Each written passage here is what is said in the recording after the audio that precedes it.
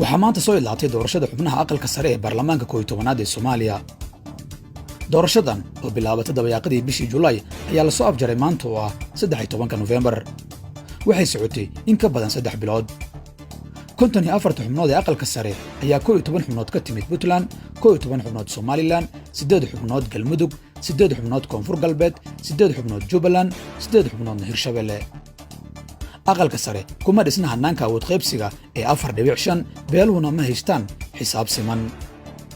qorshaha oo markii hore ahaa in 18 gobol ee Soomaaliya mid 3 xubnood laga siiyay aqalkan ayaa markii dambe loo bedelay nidaam maamul goboleed, balse Puntland iyo reer waqooyiga ayaa haysta xubno ka badan maamulada kale.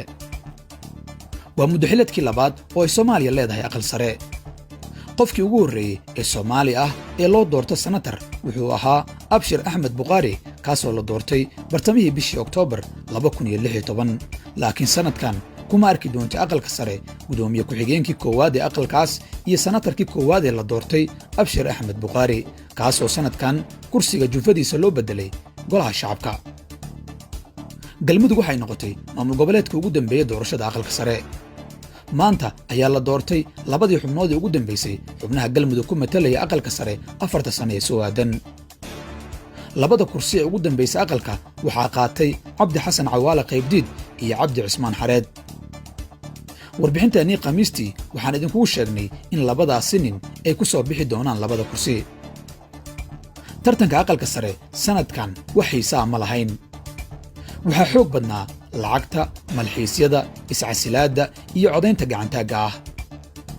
waxaa lagu tilmaamay doorashadii ugu liidatay ee muddooyinkan ka dhacda Soomaaliya.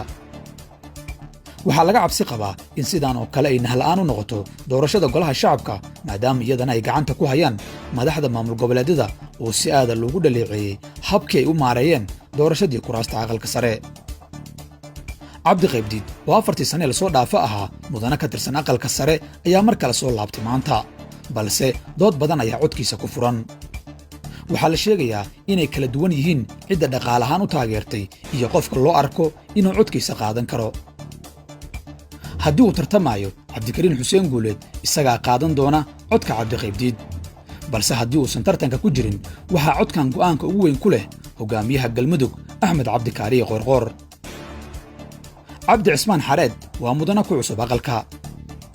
wuxuu noqday mudanihii ugu dambeeyay ee sanadkan loo doortay aqalka sare. waxa uu bedelay Cabdiwaaxid Cilmi Goonjeex oo kursigan ku fadhiyay 4 sano ee lasoo dhaafay. Cabdi Cismaan Xareed waxa uu ka yimid dhanka madaxweyne Farmaajo oo kursigani uu ka mid yahay xisaabta beeshiisa dhexe ku leedahay aqalka sare ee baarlamaanka Soomaaliya. Farmaajo waxaa la xaqiijiyey inuu 4 sanatar ka soo saartay Galmudug. kooxda madaxweyne Farmaajo 4 xubnood ayay siiyeen lacaga kaalmo ah kuwaas oo dhammaan laga soo doortay Galmudug. Farmaajo waa musharax ugu badan ee taageero ku bixiyay kuraasta ka timid Galmudug, balse lama hubo in dadka uu kaalmada maaliyadeed siiyey si ay xildhibaano u soo noqdaan inay u codayn doonaan, maadaama sidaan oo kale uu Xasan Sheekh u kaalmeeyey xildhibaano badan 2016 haddana codkii waa u diideen maalintii doorashada. hadda waxaa loo gudbi doonaa marxaladii labaad ee aqalka sare oo ah tartanka guddoonka aqalka. sidoo kale dhammaystirka xubnaha aqalka sare ayaa dalka hore ugu sii jiidaysa doorashada golaha shacabka. maxay kula taadiga?